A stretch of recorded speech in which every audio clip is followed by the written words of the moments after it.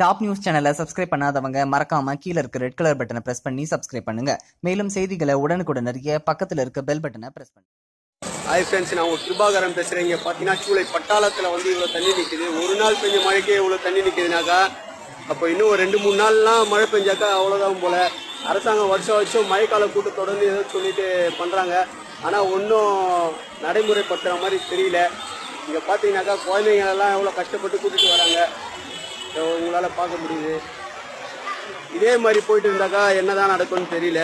இதை வந்து அவங்க எதுவும் ஆக்ஷன் எடுக்கிற மாதிரி தெரியல. முடிஞ்ச அளவுக்கு நம்ம ஷேர் பண்ணி நாம காப்பாற்றி கொள்வது தான் நல்லதுன்னு நினைக்கிறேன்.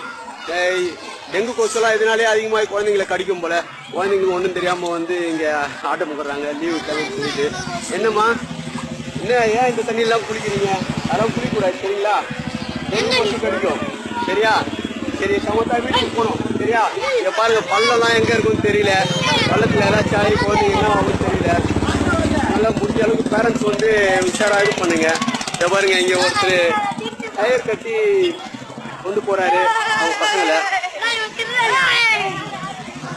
அவரை அங்க பாருங்க, தண்ணியால அவரால் கிராஸ் கூட பண்ண முடியல.